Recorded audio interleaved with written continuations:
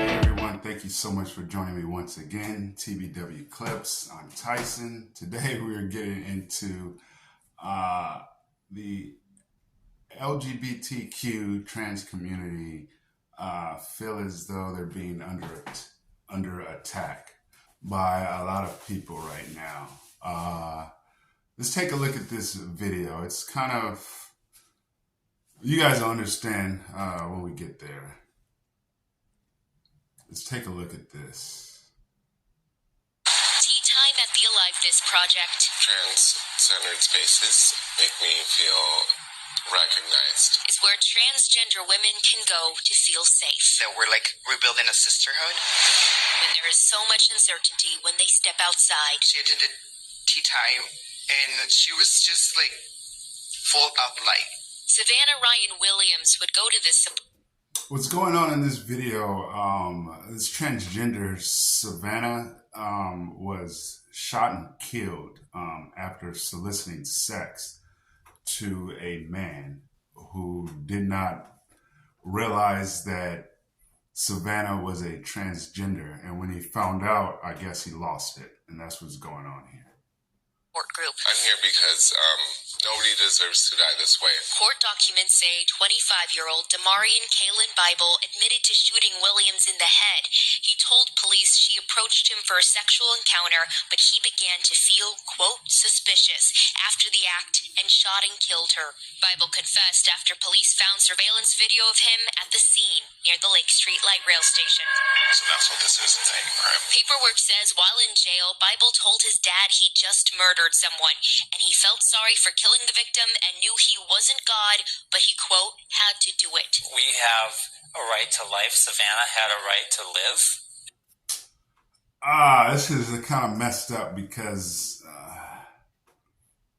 I would say this is kind of like a crime of passion. Like if you're married, you go home and your wife is upstairs with another guy and you lose it or go crazy. And then you do something, I don't know what you do, kill them, hurt yourself or her. I think those are crimes of passion. I think this falls into something like that, right? Should be alive. There is no other detail that matters. Being murdered in the way that this happened, it is beyond gruesome. Makers and the LGBTQ community are calling for anti-trans violence to stop. It comes after a 38-year-old transgender woman was shot and killed in Minneapolis near Lake Street last week. You might remember in February, another transgender woman was brutally beaten in this same area. Here's a problem. I don't think this is anti-trans violence. I think something was done to this guy and he lost it. I don't think he was out actively looking for transgenders to hurt or kill them. And look at the guy. Well, I don't know if you guys remember what he looked like, but he had tattoos. He had a teardrop, looked like he was a gangster, right?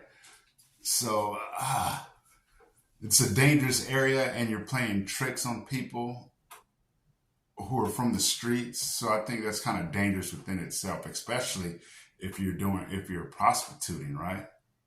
Prostitution in itself is dangerous. So I don't think it was just something that was against the trans community. Brittany Ehrman is in the newsroom with a message from the Queer Legislative Caucus.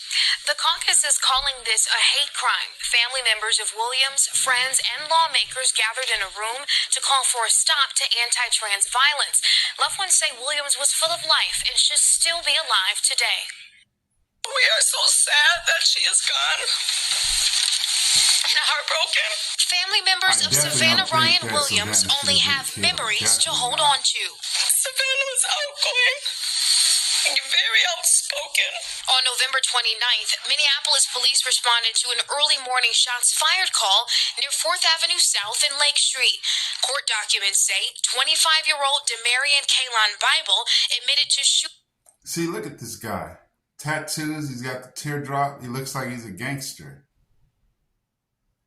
And you're going to play tricks with people like that? I think it's crazy to even do something like that, right? Williams in the head. Investigators say he told police she approached him for a sexual encounter and he began to feel, quote, suspicious. Then, after the act, he shot and killed her. Regardless of what we do to support ourselves in this world that is actively not built for us, that doesn't mean that we should get murdered for it. Lawmakers, allies, and the LGBTQ plus community are calling the shooting a hate crime. Based on FBI data, anti-trans violence is on the rise across Minnesota and the country. We will never stop fighting. Every single one of our siblings is loved by the people you see up here. Savannah is a beloved member of our community, and she should still be alive.